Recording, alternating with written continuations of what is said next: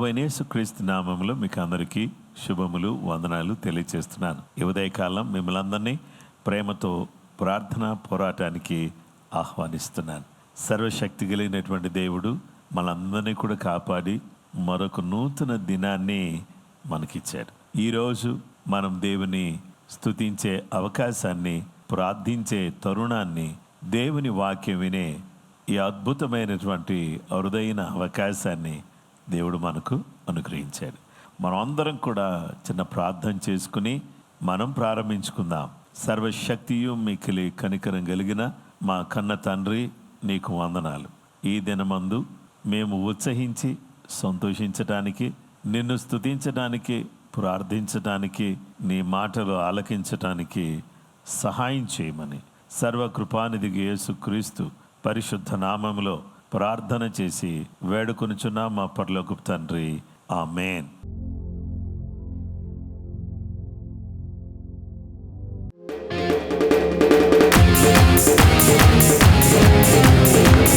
అందరూ సంతోషంగా చెప్పకూడదు. దేవా నీకు స్తోత్రం.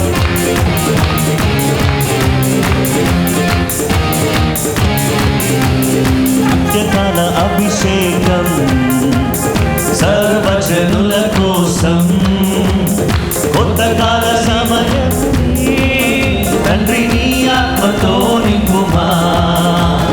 అంత్యకాల అభిషేకం సర్వజనుల కోసం, కొత్త కాల దినములివి తండ్రి నీ ఆత్మతో నింపుమా. అంటే అన్నల్లేరా దేవా, అన్య భాషలతో అభిషేకించు. వేసే కాలంలో నన్ను తాకుమా, జీవనది వలనే ప్రవహించుమా.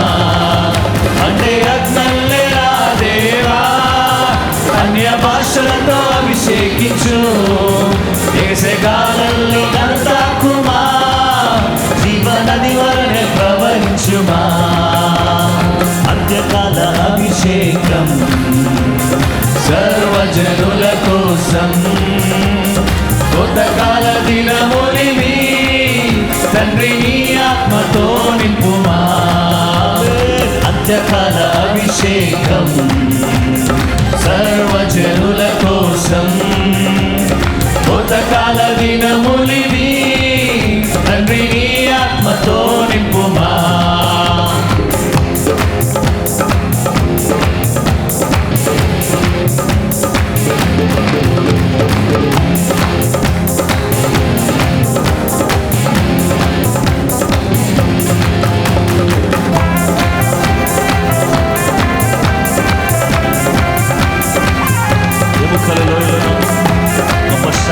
చూడగా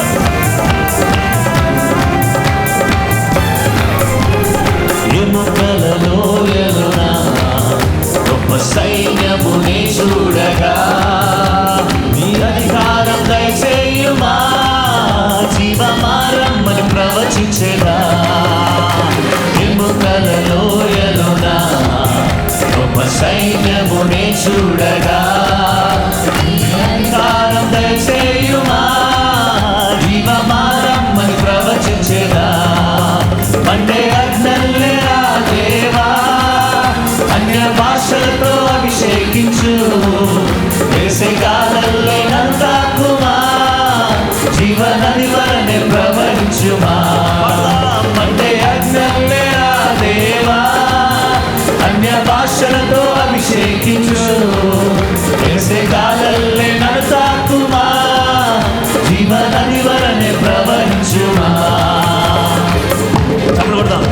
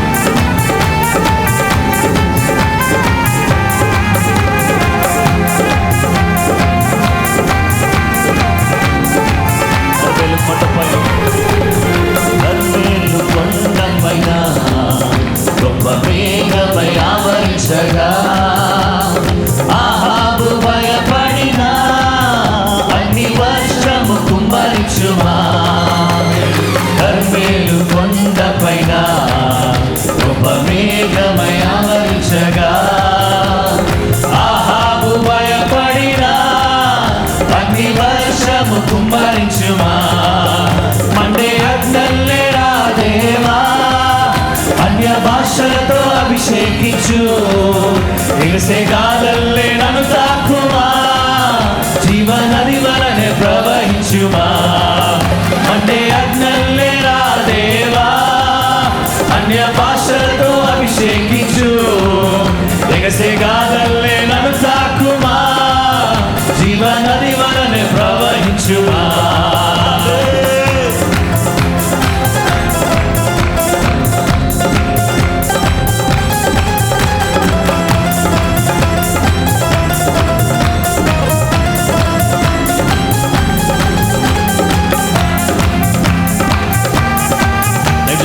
నిలబడదామండి.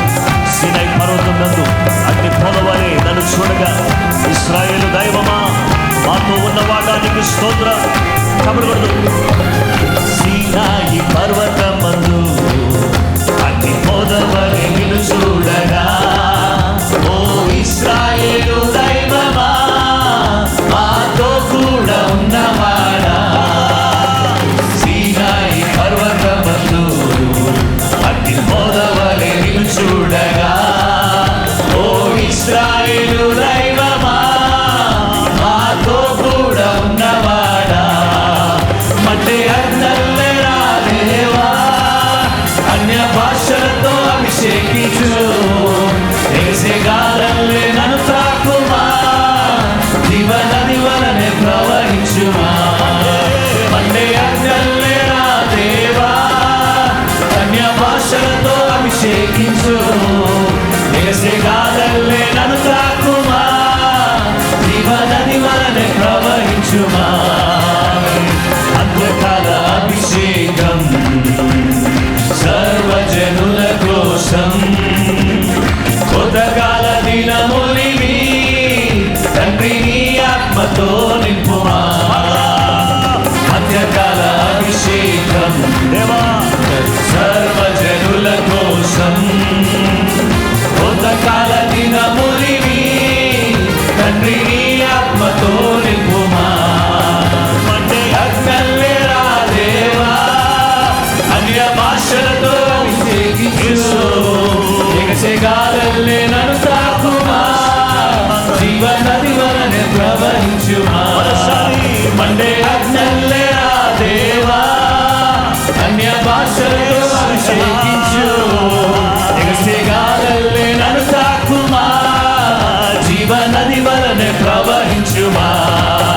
మండే అగ్నల్లే రా దేవా, అన్య భాషలతో అభిషేకించు.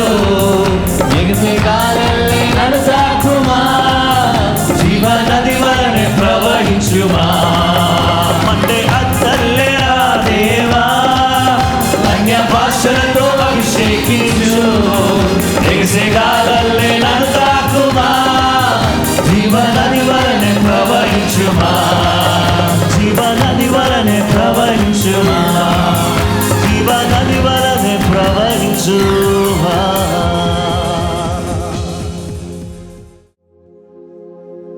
మరణము జయించి తిరిగి లేచితివే, నాకు తోడుగా పరిశుద్ధాత్మనిచ్చితివే.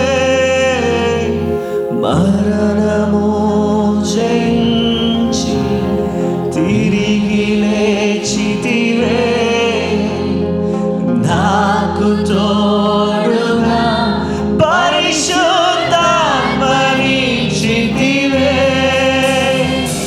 అపురూప ప్రేమకై నే సాక్షినై నిలిచెదన్, బోధిగంతము వరకు నీ ప్రకటించెదన్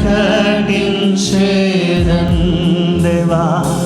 అపురూప ప్రేమకై నే సాక్షినై నిలిచెదన్, బోధిగంతము వరకు నే ప్రకటించెదన్.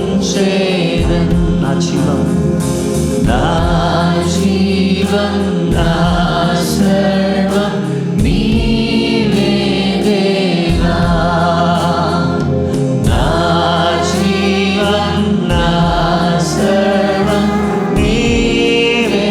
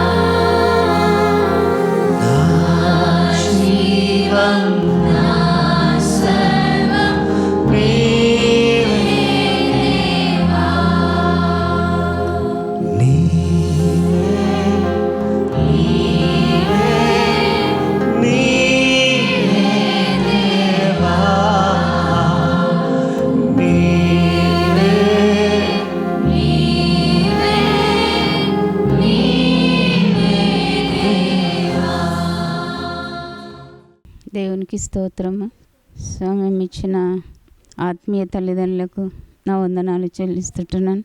మరి ఈరోజు సాక్ష్యం ఏంటంటే, ఎన్ని సంవత్సరాలు దేవుడు కాపాడుతూ ఇంతవరకు బ్రతికించి ఈరోజు సజీవులుగా ఉంచి సాక్ష్యం ఇవ్వడానికి దేవుడు ఇచ్చిన కృపను బట్టి వందనాలు. మంచి సంఘాన్ని, సహవాసాన్ని, మంచి ఆత్మీయ తల్లిదండ్రులను నాకు ఇచ్చినందుకు దేవుని కృతజ్ఞతాస్తుతులు చెల్లిస్తున్నాను. ఈరోజు సాక్ష్యం ఇవ్వడానికి ఇచ్చిన కృపను బట్టి దేవునికి వందనాలు. పరిశుద్ధాత్మ దేవుడు నిత్యము నాతో ఉన్నాడు. ఈ సంఘానికి వచ్చినప్పటి నుంచి నేనైతే ఎప్పుడు సిక్కుగా లేదు. దేవుని దయ వలన క్షేమంగా, భద్రంగా, ఆరోగ్యంగా ఉన్నాను. దాన్ని బట్టి దేవునికి స్తుతి స్తోత్రాలు చెల్లిస్తూ ఈ చిన్న సాక్ష్యం ముగిస్తున్నాను.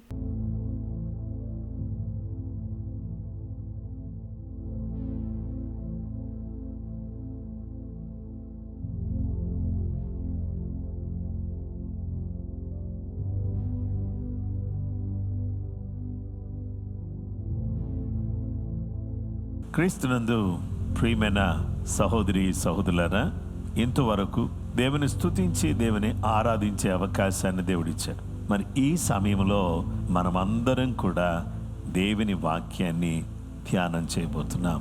ఈరోజు మన ధ్యానాంశము యాకోబు దేవుడు, గాడ్ ఆఫ్ జేకబ్. దేవుని వాక్యాన్ని మనం చదువుకుందాం. 146 కీర్తన 5 నుంచి 6 వచనాలు.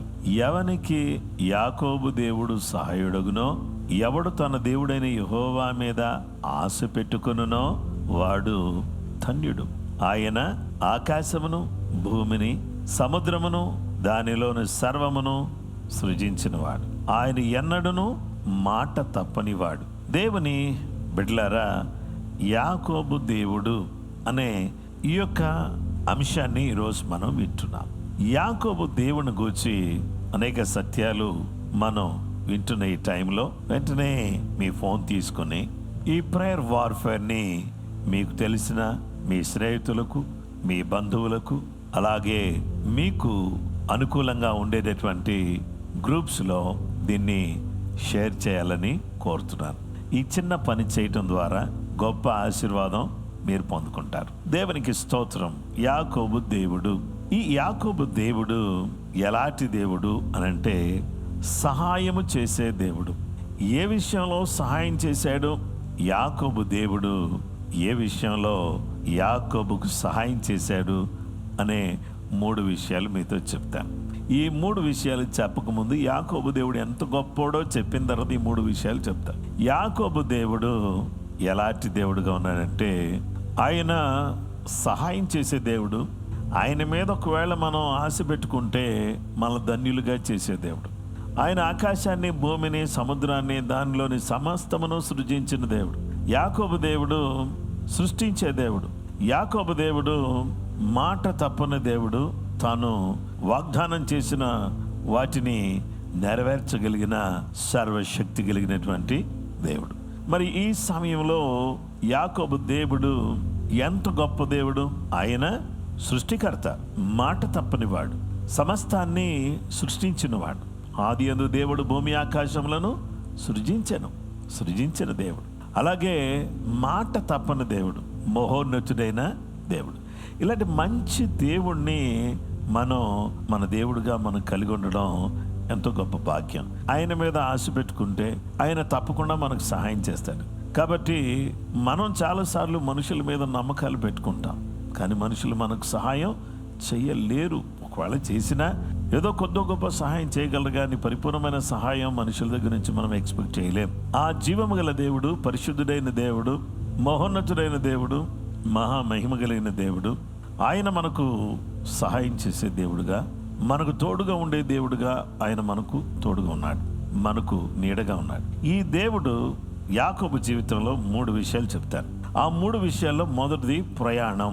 యాకోబు చేసిన ప్రయాణంలో యాకోబు తన సొంత కుటుంబం నుంచి అతడు పద్దనారాముకు వెళ్ళేటటువంటి సమయంలో తన తల్లి మాట విని తన అన్నను మోసం చేసి, తన తండ్రిని కూడా మోసం చేసి, నువ్వు ఏశావువా అంటే అవును నేను ఏశావునే అని చెప్పి మోసపూరితంగా ఆశీర్వాదాలన్నీ కూడా పొందుకుని తన అన్న తనను చంపటానికి ఎదురు చూస్తున్నాడనే క్లిష్ట పరిస్థితిలో ప్రయాణం ప్రారంభమైంది. ఎవరు లేరు, ఒక్కడే ఉన్నాడు. ఒంటరి ప్రయాణం సాగుతుంది. ఒకానొక స్థలములోకి వచ్చేసరికి ఆ స్థలములో ప్రొద్దు కృంగింది, చీకటి అయ్యింది. అక్కడే ఒక రాయి కనబడితే దాన్ని తీసుకొచ్చి అక్కడ వేసుకుని దాన్ని తలకడగా చేసుకుని అక్కడ పడుకుని నిద్రపోతుంటే దేవుడు ఒక కలను అతనికి చూపించాడు. ఆ కలలో ఒక నిచ్చెన అతనికి కనబడింది. ఆ నిచ్చెన ఆకాశానికి భూమికి వేయబడింది. దాని మీద దేవుని యొక్క దూతలు ఎక్కుచూ దిగుచూ ఉన్నారు. ఈ కలను చూచినటువంటి యాకోబు నిద్ర మేలుకొని లేచి నిశ్చయంగా ఇది దేవుని మందిరమే అని చెప్పాడు. దేవుడు అన్నాడు, నువ్వు వెళ్ళే స్థలంలో నేను నీకు తోడుగా ఉంటాను, నేను నిన్ను ఆశీర్వదిస్తాను, మళ్ళీ దేశానికి నేను తీసుకుని వస్తానని దేవుడు అతనికి చక్కటి విషయాలు కలను చూపించాడు. కలలో దేవుడు అతనితో మాట్లాడాడు. దేవుని బిడ్డలారా, ఆ కనబడిన నిచ్చెన యేసు ప్రభువారికి సూచనగా ఉంది. దాని మీద ఎక్కుచూ దిగుచూ ఉన్నటువంటి దేవుని యొక్క దూతలు దేవుని ప్రజల కొరకు వారు తీసుకొస్తున్న ఆశీర్వాదాలు, అలాగే వారు మోసుకు వెళుతున్న ప్రార్థనలు. యాకోబు జీవితంలో దేవుడు అతని ప్రయాణంలో అతనికి దేవుడు తోడుకున్నాడు. ఇప్పుడు మనం గమనిస్తే ఓ రాయి తీసుకుని ఆ రాయిని ఏం చేశారని నిలబెట్టి దాని మీద నూనె పోసి దాన్ని అభిషేకించి దేవుని మందిరం మళ్ళీ నేను వస్తాను, వచ్చినప్పుడు ఇది నేను మందిరంగా కడతాను, కట్టిన తర్వాత ఇక్కడ బలిపీఠం కడతాను, బలిపీఠం కట్టి లూజు అనే స్థలానికి బేతేలు అని పేరు పెట్టారు. బేతేలు అనగా దేవుని ఇల్లు అని అర్థం. దేవుని ఇల్లుగా ఇది మార్చబడబోతుంది, ఇది బేతేలుగా ఉండబోతుంది, ఇది దేవుని ఇల్లుగా ఉండబోతుంది అని చెప్పి దాని మీద నూనె పోసి అక్కడ నుంచి తీర్మానం చేసుకుని, నా దేవుడు నాకు ఇచ్చిన దాంట్లో నేను 10వ భాగాన్ని ఆయనకి నేను ఇస్తాను, నాకు దేవుడు ఏది ఇచ్చినా సరే నేను మొత్తం ఖర్చు చేసుకోను, 10వ భాగాన్ని ఆయన నేను అర్పిస్తాను అని చక్కటి తీర్మానం చేసుకుని వెళ్ళాడు. అయితే యాకోబు జీవితంలో దేవునికి ఇవ్వటానికి తీర్మానం, అలాగే దేవుని కొరకు జీవించడానికి అతను చక్కటి తీర్మానం చేసుకున్నాడు. ఈ తీర్మానం చూసినటువంటి దేవుడు అతని ప్రయాణంలో అతనికి తోడుగా ఉన్నాడు. నువ్వు ఇస్తానంటే తోడుగా ఉండే దేవుడు కాదు, దేవుడు ముందుగానే చెప్పాడు నేను నీకు తోడుగా ఉంటానని. అవును, నిజమే. దేవుడు, యాకోబు దేవుడు ప్రయాణాల్లో తోడుగా ఉండే దేవుడు. నీవు చేయు ప్రయాణం అంతట్లో కూడా తోడుగా ఉంటాడు. పగలు ఎండ దెబ్బ అయినను, రాత్రి వెన్నెల దెబ్బ అయినను తగలకుండా దేవుడు మనల్ని కాపాడే దేవుడుగా ఉన్నాడు.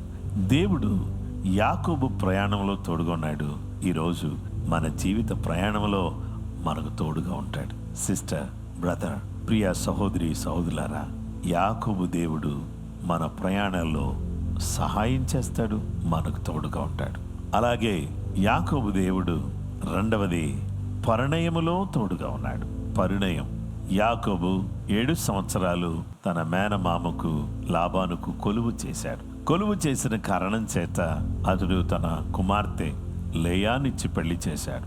మరి 7 సంవత్సరాలు రాహేలు కొరకు కొలువు చేయగా ఆమెను కూడా అతనికే ఇచ్చి పెళ్లి చేశాడు. ఇక్కడ పరిణయంలో దేవుడు తోడుగా ఉన్నాడు. ఈ పరిణయంలో దేవుడు తోడుగా ఉన్నాడు అని ఎలా చెప్తారు అని అంటే, రాహేలును దేవుడు దీవించి, అలాగుననే లేయాను దేవుడు దీవించి వారికి సంతానమును దయచేసి వారి ద్వారా 12 గోత్రాలు వచ్చేటట్టుగా చేసి, యాకోబు దేవుడు పరిణయంలో ప్రణాళిక కలిగి ఆశీర్వదించి యాకోబు విస్తరించి ఇశ్రాయేలుగా మారడానికి దోహదపడ్డాడు. మన దేవుడు ప్రయాణాల్లో తోడుగా ఉంటాడు, పరిణయంలో కూడా తోడుగా ఉంటాడు. అంటే పెళ్లిలో కూడా తోడుగా ఉంటాడు. చాలాసార్లు పెళ్లి ఎలా జరుగుతుంది అనేది పెద్ద సమస్య. దానికి ధనం కావాలి. వివాహాలు చేయాలంటే లక్షల రూపాయలు ఖర్చుతో కూడినటువంటిది. అయితే మీకు నేను జ్ఞాపకం చేస్తున్నాను, దేవుని బిడ్డలారా, మనము ఏమి చేసి వివాహం చేసుకోవాలి అనేటటువంటి దాంట్లో దేవుని సహాయం లేకపోతే ధనం సమకూడదు, అలాగే వివాహం అద్భుతంగా ఆశీర్వాదకరంగా జరగదు. కాబట్టి యాకోబు జీవితంలో యాకోబు దేవుడు ప్రయాణములో సహాయం చేశాడు, పరిణయంలో కూడా దేవుడు సహాయం చేశాడు. దేవుడు సహాయకుడుగా ఉన్నాడు. దేవుడు వారిని ఆశీర్వదించాడు. వారి కుటుంబాన్ని దేవుడు అద్భుతంగా దీవించాడు. ఇలా దీవించబడడానికి గల కారణం ఏంటి అంటే, అబ్రహాము విధేయుడైన కారణం చేత అబ్రహాము కుమారుడైనటువంటి ఇస్సాకు విధేయుడైన కారణం చేత, ఆ తరువాత యాకోబు కూడా దేవునికి లోబడిన కారణం చేత దేవుడు యాకోబు దేవుడుగా పిలువబడుతున్నాడు. నేను అబ్రహాము దేవుడను, ఇస్సాకు దేవుడను, యాకోబు దేవుడను అని చెప్పి ప్రతి సందర్భంలో కూడా దేవుడు తను తాను పరిచయం చేసుకుంటున్నాడు. ఎందుకు నేను అబ్రహాము దేవుడిని అంటే, అబ్రహాము లాంటి విధేయత కలిగిన వారికి, విశ్వాసం కలిగిన వారికి దేవుడుగా ఉన్నాడు. సమాధానంతో బ్రతుకుతున్నటువంటి ఇస్సాకు లాంటి వారికి కూడా దేవుడుగా ఉన్నాడు. మోసగాడిగా ఉన్నటువంటి యాకోబుకు కూడా నేను దేవుడుగా ఉండి మోసగాడిని ఆశీర్వదించి ఆశీర్వాదకరంగా తన బ్రతుకు నేను మార్చివేశాను అని ప్రభు చెప్తా ఉన్నాడు. కనుక ఈ ఉదయకాలం ఈ సమయంలో మిమ్మల్ని ప్రోత్సహించే మాట ఏంటంటే, యాకోబు దేవుడు పరిణయములో తోడుగా ఉండే దేవుడు. ఇక మూడో విషయాన్ని చెప్తాను. యాకోబు దేవుడు పరిస్థితుల్లో తోడుగా ఉంటాడు. మన పరిస్థితులు ఎలా ఉన్నా, మన స్థితిగతులు ఎలా ఉన్నా, మన పరిస్థితులు అంటే యాకోబు పతనారంలో ఉన్నప్పుడు అతడు ఏం చేశాడంటే, తన మేనమామ మాటి మాటికి జీతం మార్చేస్తూ ఉండేవాడు. మాటి మాటికి జీతం మార్చడం అంటే 10 సార్లు తన యొక్క మామే తన జీతాన్ని మార్చివేశాడు. యాకోబు ద్వారా లాభాను దేవుడు ఆశీర్వదించాడు, కానీ అతని ఎదుగుదలను సొంత మామగారే కాంక్షించలేదు, వాంఛించలేదు. అవును, నిజమే. మన సొంత వాళ్ళు మన ఎదుగుదలను ఇష్టపడకపోవచ్చు, ఓర్వలేకపోవచ్చు, లేదా మన యొక్క పురోగతిని వాళ్ళు హర్షించలేకపోవచ్చు. కాబట్టి అందుకని మీకు అందరికీ నేను రిక్వెస్ట్ చేసి చెప్తున్నాను, ఎవరు హర్షించినా హర్షించకపోయినా, ఎవరు ఏ విధంగా మనల్ని అసహించుకున్నా, ద్వేషించిన, దూషించిన, యాకోబు దేవుడు ఎలాంటి దేవుడుగా ఉన్నాడంటే మన పరిస్థితులను మార్చివేసే దేవుడు. దేవునికి స్తోత్రం కలుగునుగాక. యాకోబు జీవితంలో ప్రతి క్షణం కూడా దేవుడు తోడుగా ఉంటూ ఒంటరిగా వెళ్ళినటువంటి వాణ్ణి దేవుడు తన పరిస్థితుల్లో తన జీతం ఎన్నిసార్లు మార్చినా దేవుడు అతనికి తోడుగా ఉండి అతన్ని దేవుడు ఆశీర్వదించి అభివృద్ధితో, ఆశీర్వాదంతో తనను దేవుడు తిరిగి మరలా బేతేలుకు తీసుకుని వస్తూ ఉన్నాడు. దేవుని బిడ్డలమైనటువంటి మనమందరం కూడా దేవుడు నమ్మదగిన దేవుడు, దేవుడు గొప్ప దేవుడు, దేవుడు అద్భుతాలు చేసే దేవుడు, దేవుడు ఆశ్చర్య కార్యాలు జరిగించే దేవుడు. యాకోబు దేవుడు ప్రయాణములో సహాయకుడు, పరిణయములో సహాయకుడు, పరిస్థితుల్లో సహాయకుడు. మన పరిస్థితులు ఎలా ఉన్నా దేవుడు మనకు సహాయం చేస్తాడు. కాబట్టి ఆ జీవం గల దేవుని యొక్క సహాయం కొరకై ఎదురు చూస్తూ ఆయన పాదాలు పట్టుకుని ప్రార్థన చేద్దామా? ప్రార్థన చేసుకుందాం.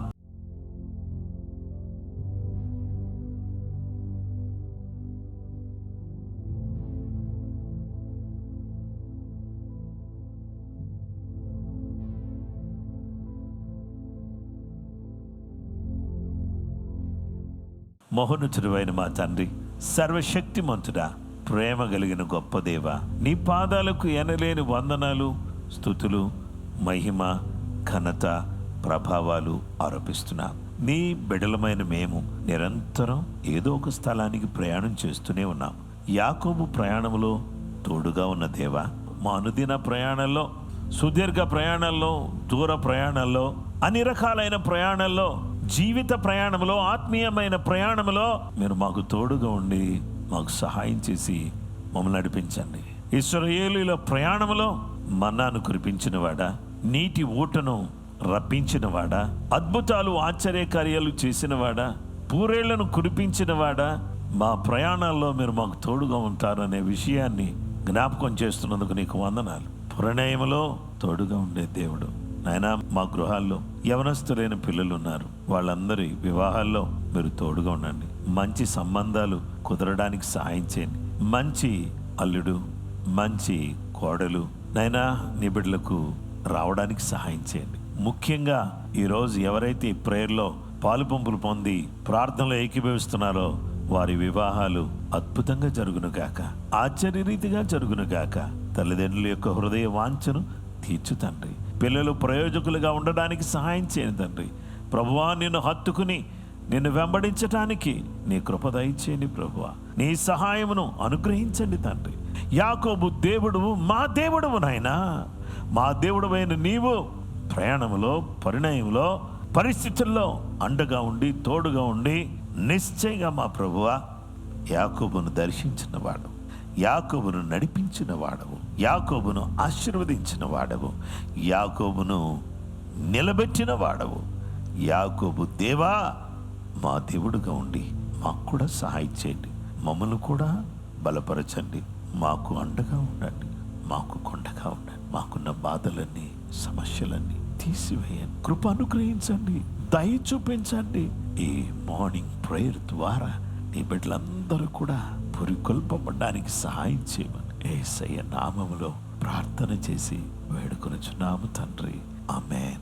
క్రీస్తునందు ప్రియమైన సహోదరి సహోదరులారా, ప్రభు అయిన యేసుక్రీస్తు నామములో మీకు అందరికీ వందనాలు. ఇంతవరకు ఈ అద్భుతమైన సందేశం మీరు విన్నందుకు నేను ఎంతో సంతోషిస్తున్నాను. మీరు మరొక్కసారి దేవుని సన్నిధిలో యాకోబు దేవుడు మనకు తోడుగా ఉండే దేవుడని గుర్తుపెట్టుకొని ఈ రోజంతా ముందుకు సాగుదాం. ఇదే విషయాన్ని ఇంకా కొనసాగింపులో కొన్ని మాటలు మీతో చెబుతాను.